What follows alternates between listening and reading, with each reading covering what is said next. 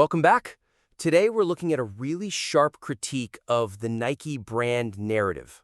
Yeah, this piece gets right into it, focusing on how that polished public image of individual achievement really simplifies a much more complex reality. It's a strong foundation. You've really dug into the incentives and what gets overlooked. So, where do we start? Let's start with the slogan. The material does a great job exposing the darker cultural threads woven into "just do it." Uh-huh. But it needs to really hammer home why that ambiguity is a genuine structural risk to the brand. I mean, the origin story is wild. You connect it to Gary Gilmore, the murderer, and his last words, "let's do it," and then maybe even to Nancy Reagan's whole "just say no" campaign. It's a fantastic hook. The weakness, though, right now, is that the analysis almost treats the slogan's vagueness, that indefinite "it," as just a strength. You mean because it lets any runner fill in the blank with their own goal? Exactly.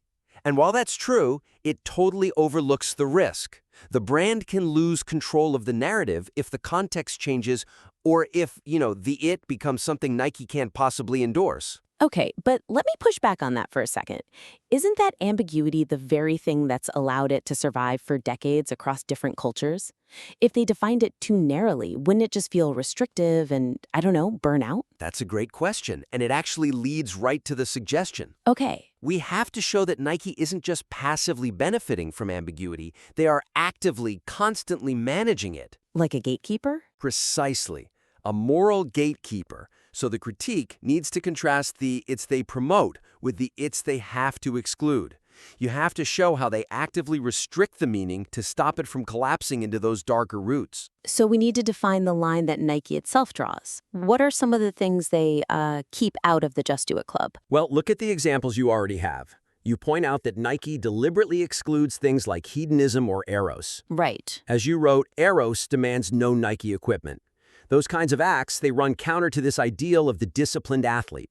They can't have their slogan tied to things that don't sell gear. Because doing it, for Nike, has to mean striving, overcoming a challenge, and ultimately buying their products. Yes, and then you contrast that with the they do embrace spontaneity. Think of the Serena Williams ad. It's only crazy until you do it. Or political action, like with the Kaepernick campaign. Exactly. Those are fine because they frame it as transcending limits, which aligns perfectly with their brand of greatness. I see it now. So Nike isn't just ignoring the slogan's baggage, they're actively deciding which bags to check and which to leave behind. They'll let you do it if it defies a social norm that's commercially useful, but they have to block anything that suggests like pure self-indulgence. And that reframes the whole argument. The ambiguity isn't just a marketing trick, it's a tool of moral filtration that serves their bottom line. That's much stronger. Okay, good. Let's move to the second point, which is about the ethical dissonance in the brand's philosophy. Right. The real strength of the issue is how it exposes that huge gap between the promise of individual transcendence and the reality of the labor conditions in their supply chain. This is where the story gets messy. I like that quote you pulled from the neo-Marxian critics that Nike's philosophy ignores the social and material relations that structure and limit life chances. It's the perfect summary. You can't sell self-empowerment while your business model structurally limits it for others. And the material lays out the history pretty well. The sweatshop scandals in the 90s, the child labor, Phil Knight's big speech where he finally acknowledged it, and then the reforms that followed. Yeah, but here's the weakness. It risks presenting that whole CSR or corporate social responsibility push as a clean victory, like the problem was just fixed back then. So it simplifies the ongoing fight between their profit margins and true worker empowerment. Exactly. We can't let the reader think that debt has been paid in full. We have to ask why they reformed in the first place. The incentive structure. So, the suggestion is to frame those CSR reforms as a very successful corporate defense mechanism. It was driven by massive external pressure, and, at the end of the day, it served to re-authenticate their brand story while keeping the profitable outsourcing model intact. It was reactive, not principled. So transparency wasn't just an ethical move, it was a crucial and very expensive tool for reputation management. It was risk mitigation to stop consumers from abandoning them completely. That's it. And to make that really hit home, you need to use a sharp contrast. Compare them paying Michael Jordan's $5,000 court fines in the 80s to promote this image of rebellion, with the reality of someone like Sadisa, the Indonesian worker you mentioned, working over 10 hours a day for about $37 a month. That juxtaposition, that's where the cynicism about just do it really comes from. And it's critical to show how that change was forced on them. The NGOs like Vietnam Labor Watch, the prepaid calling cards workers used to report abuse to Washington. Yes. It shows that workers couldn't just do it and empower themselves locally. They needed this huge external apparatus to force any kind of accountability. And that distinction is everything. Nike sells the idea of overcoming limits through sheer will, but they had to be forced by the outside world to address the limits their own business created. That's a really powerful through line. And it actually leads us right into the third critique, doesn't it? About technology creating new kinds of limits? It does. A critique of this success story is just incomplete if you don't confront how Nike has redefined the line between human effort and mechanical help. This is where the whole willpower myth really gets tested. And the material on the Vaporfly and Alphafly shoes is great. It documents the huge performance advantage. What, up to 4% better running economy? Yeah, and their insane market share in marathons, plus the World Athletics ruling. It's all there. But what's the weakness?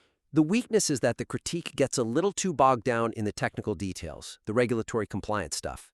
It doesn't fully weaponize how this tech dominance just blows up the just do it philosophy. So, given the measurable edge these shoes provide, how does Nike even begin to reconcile its own narrative that success is about will, about grit, with the new reality that your equipment might be the deciding factor? That's the question. That technological advantage that you buy for $250, it just disrupts the whole story of pure effort.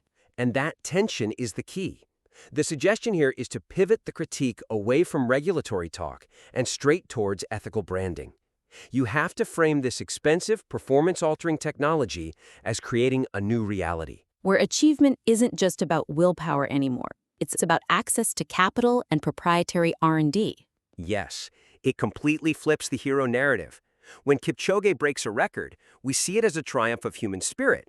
But the critique has to insist that it's also a triumph of a massive corporate R&D budget and patent law. And you can make that feel really concrete. Absolutely. Use the numbers. Show how a 4% time reduction can take a runner from a 3:08 marathon to a 2:52. For a lot of people, that's the difference between qualifying for the Boston Marathon or not. And suddenly that goal depends on whether you can afford the shoes, not just on your training. It directly challenges their mission to bring inspiration into every athlete, right? By making this game-changing tech so expensive and proprietary, they've effectively created a two-tiered system in running. An aristocracy of access. It's a great way to put it. And you should also touch on the World Athletics compromise. The reason the shoes are still legal is because the advantage is technically biomechanical, not purely mechanical like a spring. It interacts with the foot. Right. Which just highlights how skilled Nike is at pushing the rules of fair play to the absolute limit.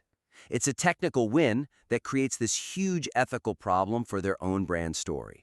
These three critiques work so well together because they all circle back to that same core conflict, the gap between Nike's aspirational story and its operational reality. To sum up, the original material here is fantastic. I mean, the depth is there, you've explored the cultural origins, the CSR evolution, you even get into their sophisticated branding strategies like the outcomes of outcomes idea from the Kaepernick campaign. So, to make this critique as sharp as it can be, the actionable steps are pretty clear. First, on the slogan, don't just talk about ambiguity. Talk about the active gatekeeping that defines what it can and cannot be. Second, with the labor issues, make sure the CSR story isn't the end. Weave it into the ongoing complexity of the hero narrative. Always juxtapose the cost of doing it with the reward. And finally, on technology, attack the willpower myth head-on. Focus on how proprietary tech creates a new barrier between individual effort and capital investment. If you keep the focus on those structural boundaries and how they undercut the brand's promise, this critique of the Nike narrative will be incredibly powerful. We'd love for you to refine it based on this and send it back in. Keep digging and keep challenging these stories. That's where the best insights come from. We'll see you next time on The Critique.